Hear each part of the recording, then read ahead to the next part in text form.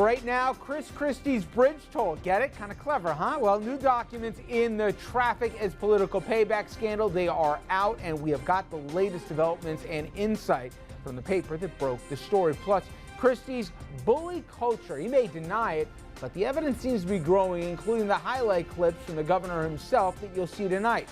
This, as a former governor, blasts Christie for being Christie. His bad attitude, is that part of what has led us to the scandal in front of us? And is that a black eye for the governor, especially with ambitions, let's say, beyond Trenton? And hard to look at the headlines and editorial pages this week and think Christie is going to be president. What is the impact on Christie going forward? We will discuss. Good evening, everybody, and welcome to RFL. It has been an eventful week. I'm Richard French, and thank you so much for joining us this Friday evening, January 10th. We're going to have all that plus a little New York politics as well. But we begin with what else but the scandal surrounding Christie and the lane closures at the GW as political payback. Yesterday, it was all contrition, kind of, sort of, and also denial.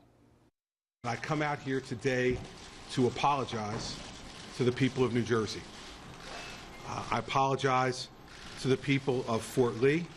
I had no knowledge or involvement in this issue. Okay, so that was yesterday. Today, the question is, what kind of toll will the bridge, let me try this again. What kind of toll will the bridge scandal take? 3 times I got it. First up, let's get to the headlines of today. New documents out late this afternoon. As they're being scrutinized, the lawmakers investigating the scandal say they do raise more questions than they answer. No smoking gun, but still developments that came out of it, and more now from 5S1 News reporter Kimberly Wallace, who's been going through those documents. Thousands more pages of the subpoenaed documents have been released in the GWB lane closure scandal to conclude what has already been a tumultuous week in Trenton. In response to the latest documents, Assembly Deputy Speaker John Wisniewski, who has been spearheading this investigation, released this statement. Quote, included in these documents is a reference to what appears to be a meeting between Port Authority Chairman David Sampson and the governor 1 week before Bridget Kelly issued the order to cause traffic problems in Fort Lee. By submitting these documents, Mr. Wildstein is telling us they are related to the lane closures in some way.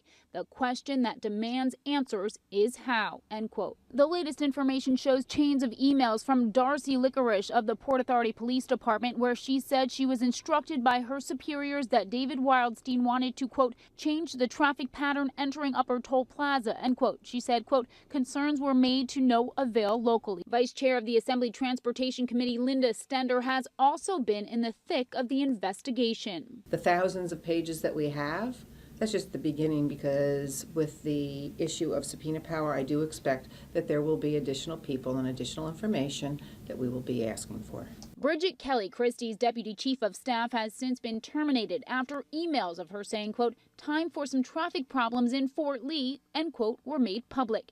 The newly released internal documents come one day after Governor Christie worked to clear his name in a 2-hour-long press conference. The conduct that they exhibited is completely unacceptable and showed a lack of respect for their appropriate role of government. Christie apologized and maintained he knew nothing of the lane closures that are said to be political payback after Fort Lee's mayor refused to endorse Christie during his re-election campaign. It defies sensibility that he had no knowledge of this until 2 days ago now. And impossible in my mind. Now, these documents, not the only source of angst here, as well as concern for the governor tonight. And for that, I want to bring in our senior political correspondent, Andrew Whitman. And there doesn't seem at this point to be that smoking gun. People said that's going to tie him at this point of the investigation directly to that email thread. But nonetheless, additional questions and also stuff that we still haven't gotten answers on. Well, and we're trying to keep track of areas where it's possible that a smoking gun or other damaging evidence against the governor might come from at this point, Rich. And There are some places where that evidence could come from. The U.S. Attorney for New Jersey now expected to launch a preliminary inquiry in the case. There are also calls for the Justice Department and FBI to investigate as well.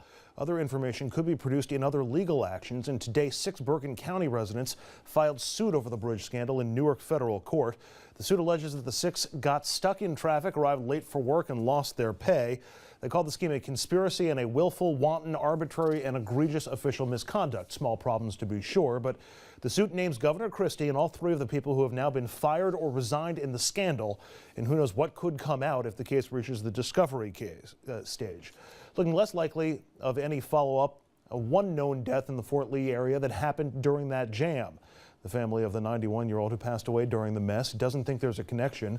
The woman's daughter and son-in-law telling reporters, quote, "We believe she died in her home, but they couldn't pronounce her until she got to the hospital," and that, quote, "the traffic didn't make any difference," adding that while the woman did not vote in 2013, she did vote in 2009 and that she voted for Christie. On the PR management side of the story, the governor taking a beating today in editorial pages and on front cover after front cover. Asbury Park Press, Bridgegate, I apologize to the people of New Jersey. Lack of flattering photos in all of these. Newark Star-Ledger, I was blindsided. The Post, ignorance is Chris.